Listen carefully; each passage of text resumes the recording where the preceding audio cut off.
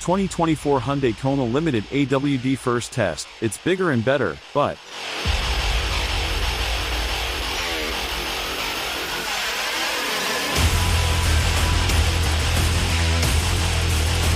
the new Kona's eye-popping looks combined with an equally eye-popping price. The subcompact SUV class is exploding, as it's now the de facto entry point for many brands that either walked away from small cars, Ford, or never had them, Jeep. As the small SUV space evolves, its top entrants grow in size. Just look at the most recent Honda HR-V, Mazda CX-30, and Chevrolet Trax. And except for the Chevy, prices for these bottom-basement SUVs have also swelled. Hyundai's new 2024 Kona joins the Trax in bucking the price-size spiral. It's slightly cheaper than before, yet notably larger and better. That is, with a big caveat we'll explain in a bit. Having tested a 2024 Hyundai Kona N-Line variant at this year's Motor Trend SUV of the Year event, we're making our way through the rest of the lineup, and next up for our full testing regimen is this 2024 Hyundai Kona Limited with optional all-wheel drive. It sits atop the gas-powered Kona lineup and demands the most money you can spend on a Kona that isn't electric. The Kona EV is priced higher. The Limited gets the same carryover turbocharged 1.6-liter i4 engine making 190 horsepower and 195 pounds-to-foot of torque in the same new 8-speed automatic transmission as the N-Line, pairing it to a more forgiving suspension and toned-down styling free of wings and things, making it a better all-arounder with broader appeal. Every 2024 Hyundai Kona, from the entry-level SE and Cell to the N-Line to this Limited to the electric model, see a 2.3-inch wheelbase stretch and the adoption of futuristic full-width lighting front and rear. The front light bar serves as the Kona's running lamp, and the center part doesn't light when the car is in motion, leaving actual headlighting duties to the lower headlight elements, just like on the previous Kona. Angular fender bulges match a triangular theme to smaller trim pieces all over the exterior and lend the Kona a sharp, modern vibe. Several gas station commenters expressed surprise our test Kona wasn't an EV, a sure sign Hyundai's design team nailed this one. The EV visual association is no accident. The actual Kona EV looks almost the same, and for this generation, Hyundai designed the Kona family around the EV, with the gas models being finished after the electric version rather than the other way around. All are bigger inside thanks to the wheelbase extension, with rear passengers benefiting from 3.1 inches more legroom and the cargo area swelling by 6.3 cubic feet to 25.5 cubes. But not all Konas are built the same. The base SE and mid-level Cell Konas use a so-so 2.0-liter i4 engine that huffs along without turbocharged assistance.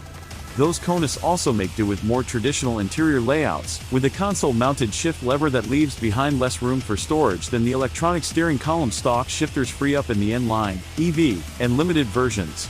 These variants get open console bins with retractable cup holders.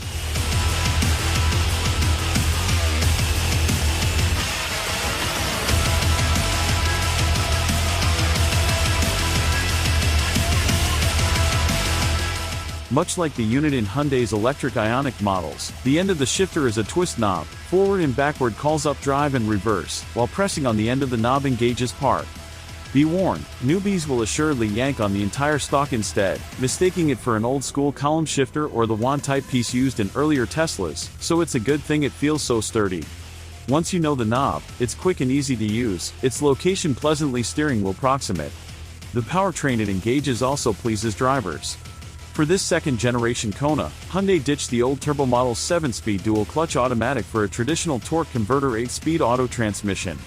This dulls the 1.6-liter i4's jumpy off-the-line behavior somewhat while also smoothing shift action over last year's jerkier dual-clutch. Dipping into the throttle too abruptly still results in a lumping surge of mid-range engine torque, but the transmission slips neatly into successive gears rather than crashing into them the way the old dual-clutch unit did. There's more work to be done, though. The 8-speed takes its time with downshifts, but most customers won't drive this commuter hard enough to notice. With the same output as last year, a less sporty transmission format, and about 200 pounds more mass, thanks, extra length. The 2024 Hyundai Kona Limited is, unsurprisingly, slower. In our testing, the Limited reached 60 miles per hour in 7.7 seconds, 0.4 seconds slower than a 2022 Kona N-Line. The 2024 N-Line similarly underperformed relative to its predecessor, delivering a markedly slower 8.5-second rip to 60 miles per hour on par with Chevrolet's 137 horsepower, 3-cylinder Trax.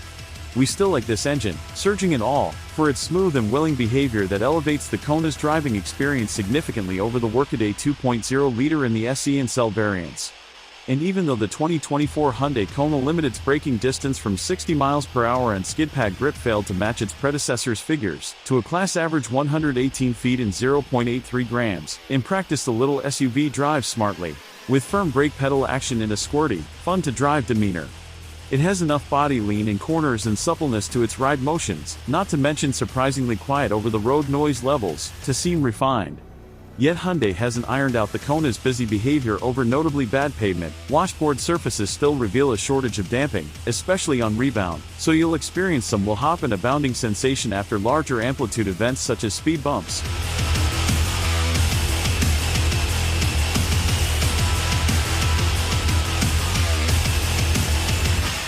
We have few complaints about the Kona itself.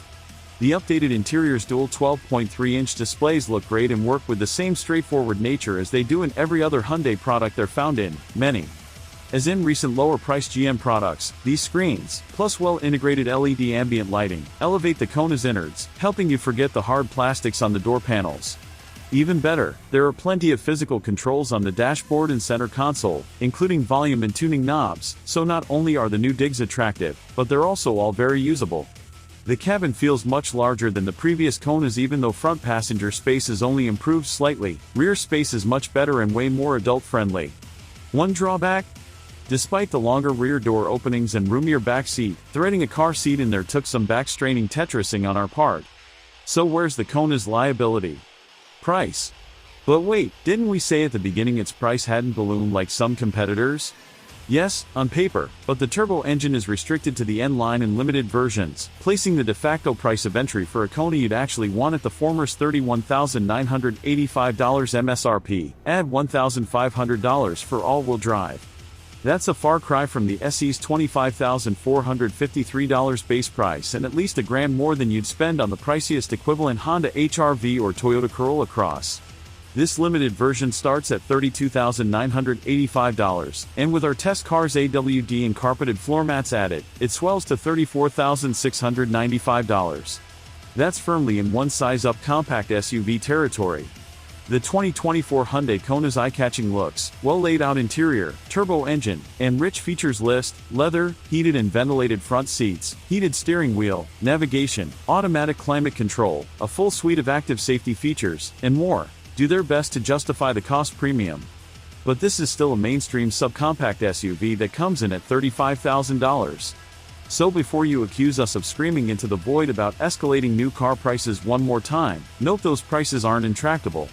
Chevrolet shows as much with its larger Trax, another turbocharged, plus-sized member of the Kona's same class with outsized style, even more interior space, and nicer ride quality. Sure, the Hyundai beats it on power and offers AWD, the Chevy doesn't, and the Limited comes with luxury car features. But it also costs nearly $10,000 more than the priciest Trax, which is a lot of money for shoppers in this space.